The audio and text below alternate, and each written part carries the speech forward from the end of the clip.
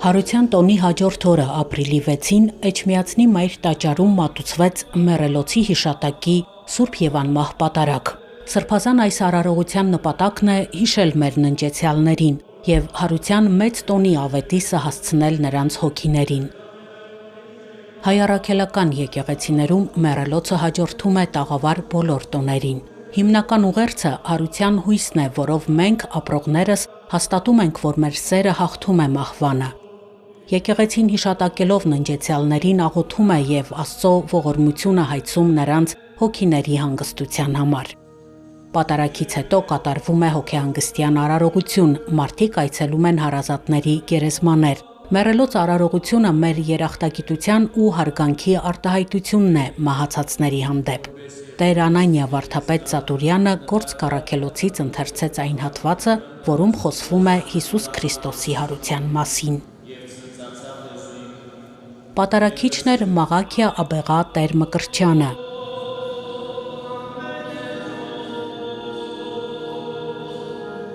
Հայր Սուրբը մեկ անգամ եւս անդրադարձավ մեծ պահքի հոգևոր ճանապարհորդությանը, ավագ շաբաթվա իրադարձություններին, հորդորեց աղոթքի մեջ հարատև լինել։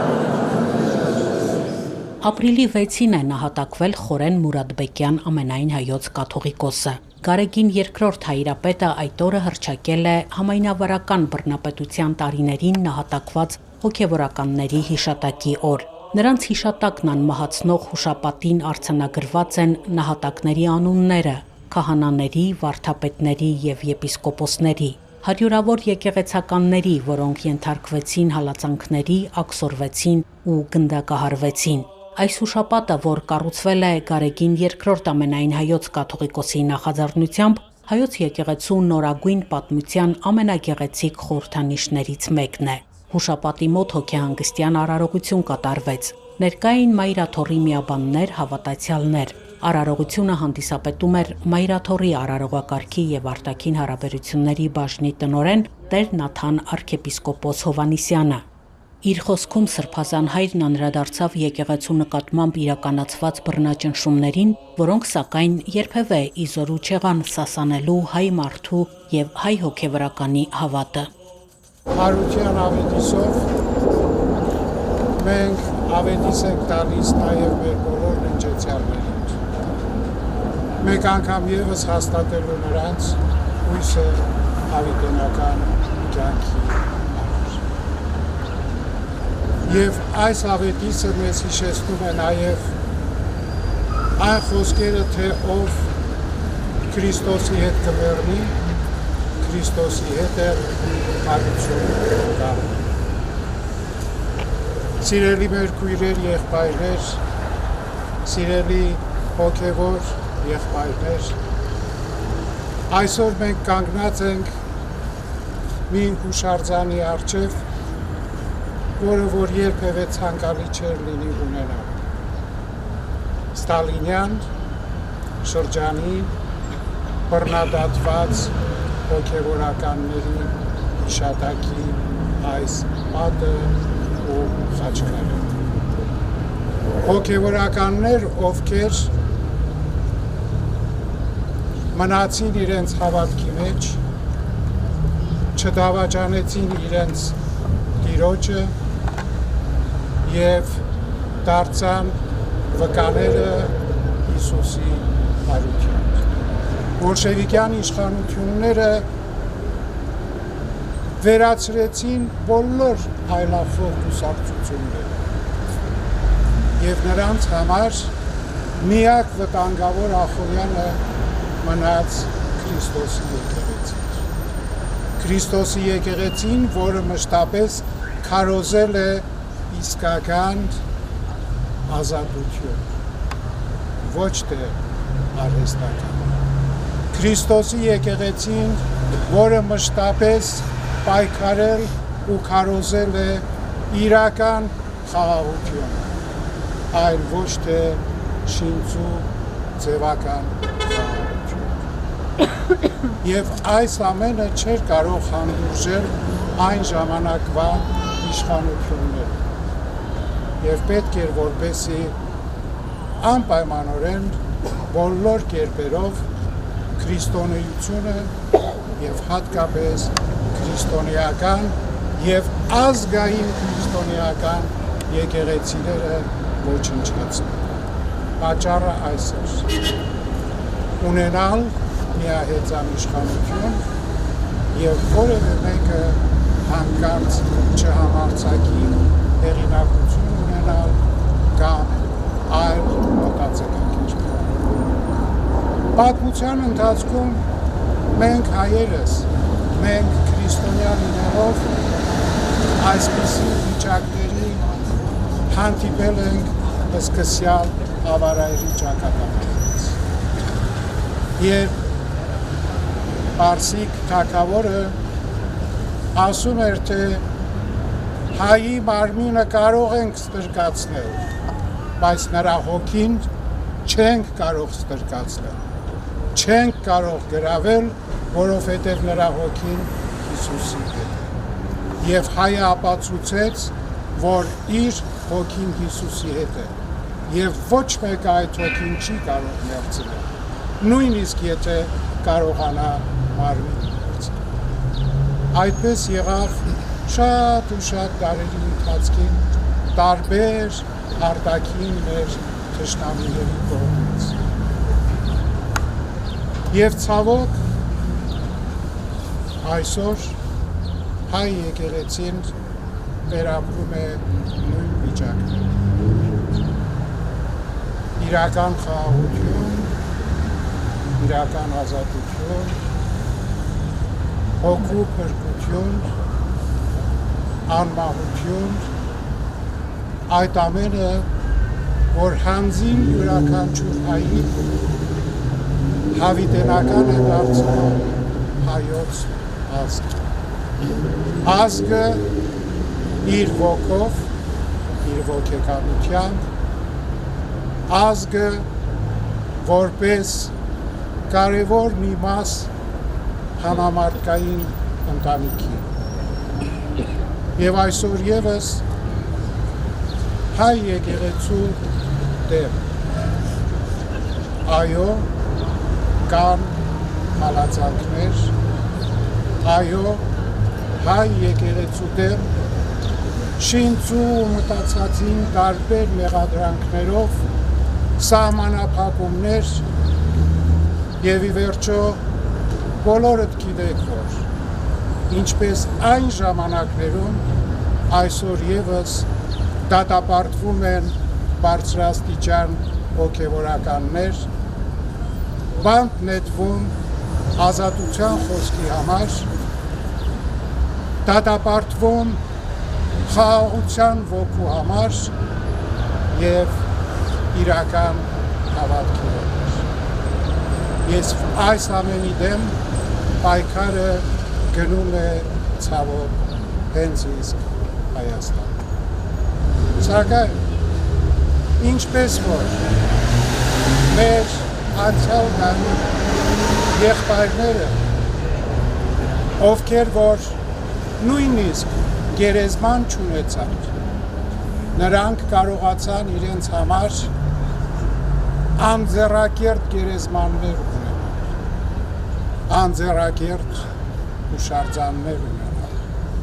որ էր իրենց հավատքի վկայությունը, որ ամեն անգամ երկնքից իջնում է մեզ ուժ տալու, մեզ ասելով, որ մի վախեցեք նրանցից, ով կարող է ձեր մարմինը մերձել, այլ վախեցեք նրանից, ով ձեր հոգին կարող է կերել։ Եվ մենք այսօր աղոթք ենք բարձրացնում բռնադատված մեր բոլոր եղբայրները, ի թիվս որոց նաև վկա ու զոհ դարձած ամենայն հայոց կաթողիկոսի, որը 1938 թվականին այստեղ իսկ Մայրավանքում իր արհեստական մահը գտավ։ Սիրելի մեր ժողովուրդ, այսօրվա մեր աղոթքը զուտ Տիրոջից խնդրել չէ նրանց համար լույս բնակարաններ։ Այսօրվա մեր աղոթքը նրանց է, որ նրանք դառնան մեր բարեխոսները եւ մշտապես իրենց հավատքի լույսը տարածեն մեր ազգի, մեր ժողովրդի։ Եվ որպեսզի այն, ինչ որ այսօր կատարվում է Հայաստանում, նրանց աղոթքներով վերջ գտնի եւ վերջո բոլորը հասկանան, որ եկեղեցին խաղաղություն է, եկեղեցին արդարություն է, եկեղեցին հավատք է, հույս եւ հավիտենական կյանքի ճանապարհ։ Թող բոլոր մեր հանգուցյալների հոգիները իրենց հանգստությունը գտնեն երկնքում եւ երբեք նրանց հոգու հանգիստը չխռովվի երկրում իրենց հարազատների հետ կատարվողների պատճառով։ Թող թե մեր բոլոր բռնադատված հոգևորականների հավատքի նշույլը իջնի մեզ բոլորիս վրա, որպեսզի շարունակենք ապրել Տեր Քրիստոնյան, առաջ ընթանալով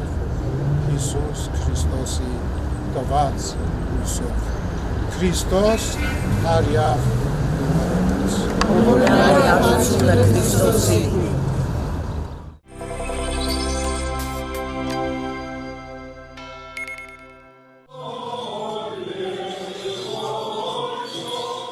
Սուրբ Հարության տոնական պատարագը Ավստրալիայի եւ Նոր Զելանդիայի հայոց թեմի առաջնորդ Վարդան եպիսկոպոս Նավասարդյանը մատուցել է Սիդնեյի Սուրբ Հարություն եկեղեցում։ Ներկա են եղել տեղի հայ համայնքի անդամները, եկեղեցական կառույցների ներկայացուցիչներ։ Ավստրալիայի եւ Նոր Զելանդիայի հայոց թեմը Մայրաթոր Սուրբ Էջմիածնի ամենահեռավոր թեմն է։ Կազմավորվել է Վազգեն առաջին երջանկահիշատակ հայրապետի կոնդակով։ Հատկապես Ավստրալիայի խոշոր քաղաքներում են հաստատվել 20-րդ դարում հայրենիքից տեղահան եղած ու հեռավոր մայրցամաք հասած հայ գաղթականները։ Սա նաև պատմական հայրենիքից ամենահեռու հայկական գաղթավայրն է։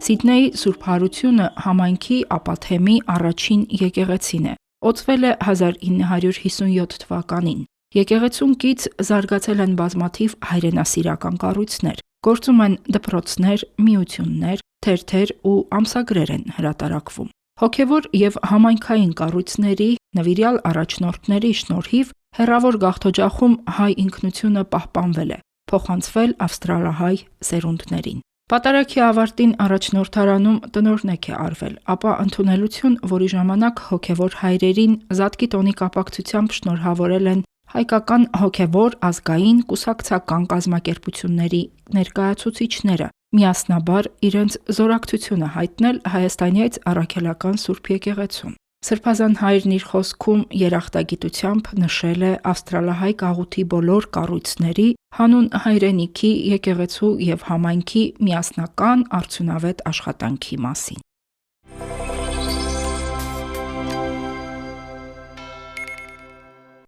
Ապրիլի 6-ին Արմավիրի մարզի ընդհանուր իրավասության առաջին ատյանի դատարանում շարունակվեց ամենայն հայոց կաթողիկոս Գարեգին II-ի եղբոր Գևորգ Ներսիսյանի եւ նրա որդու Համբարձում Ներսիսյանի գործով հերթական դատական նիստը։ Դատավարության ընթացքում փաստաբանական խումբը հանդես եկավ միջնորդությամբ, պահանջելով դատարան հրավիրել եւ հարցաքննել ներքին գործերի նախարարության Վաղաշապատի համայնքային բաժնի այն ոստիկանին, ով իրականացրել է գործով հիմնական վկա հանդիսացող Գառնիկ Ղազարյանի հարցաքննությունը։ Պաշտպանական կողմը հայտնեց, որ ունի ողջամիտ կասկածներ պնդելու, թե Գառնիկ Ղազարյանը Ներսիսյանների դեմ ցուցմունք է տվել Հանրապետություն կուսակցության Վաղաշապատ համայնքի թեկնածու Հարություն Մկրտչյանի ուղղակի ազդեցության տակ։ Փաստաբանների պնդմամբ վկայի ցուցմունքների եւ հարցաքննությունների միջև առկա են ակնհայտ հակասություններ ու իրարամերժ փաստեր, սակայն ամենաուշագրավն այն է, որ ցուցմունքի մեջ վկայի անձնական տվյալների դաշտում լրացված են հենց Հանրապետություն կուսակցության անդամ Հարություն Մկրտչյանի տվյալները։ Ոստիկանության աշխատողը արտադրական պատասխանի մի հարցի, որտեղից է համարը ինչի համար, որ ինչ կապ հաստատել։ Արդյոք Հարություն Մկրտչյանի հետ դրանից հետո կապ հաստատել է տվյալ ոստիկանը, թե ոչ ինչ որ հարցեր ճշտելու, հանգամանքներ ճշտելու համար։ Արդյոք դա մեզ հնարավորություն տա, կավը գալիս է ասում, լավ էլ Գառնիկ Ղազարյանը ծոցա ջրի բլոկնոտի մեջ ուներ այդ համարը, հարեց, իսկ թելակրեց, ասեց սրանից հետո իմ այդ կապ չհաստատեք, իր այդ կհաստատեք։ Բայց Գառնիկը Ղազարյան այստեղ տրամագծորեն այլ ցույց է տալիս։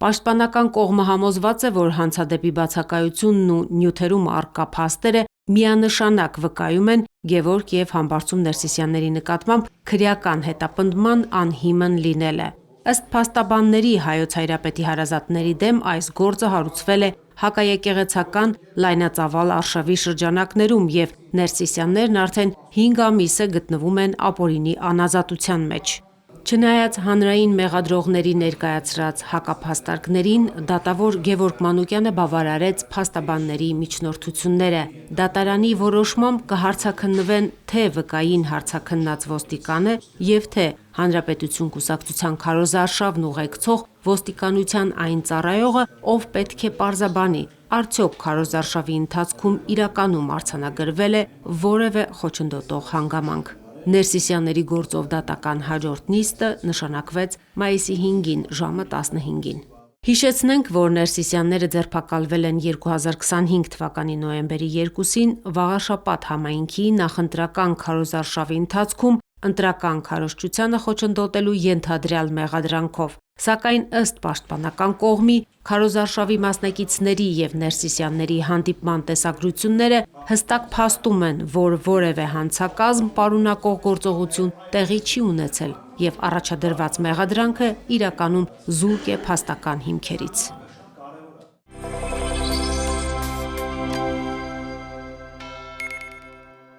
Ապրիլի 5-ին քրիստոնեական լուսավոր տոնը միավորեց աշխարհասփյուռ հայությանը փառաբանելու Քրիստոսի հրաշափառ հարությունը։ Այդ առթիվ հայ առաքելական Սուրբ եկեղեցու թեմերում անցկացվեցին զատկական պատարագներ եւ տոնախմբություններ։ Առաջնորդանիստ եկեղեցիներում տոնական պատարագ մատուցեցին թեմակալ առաջնորդները։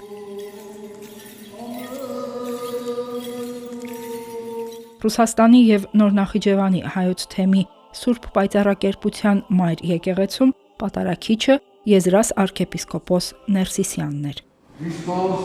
հայրենիքներով Մոսկվայի հայությունը մեծ հանդիսանքով նշեց տոնը։ Եկեղեցական արարողություններին եւ ժողովրդական տոնախմբությանը մասնակցելու համար առաջնորդանիստ եկեղեցում էին հավաքվել հարյուրավոր մարդիկ։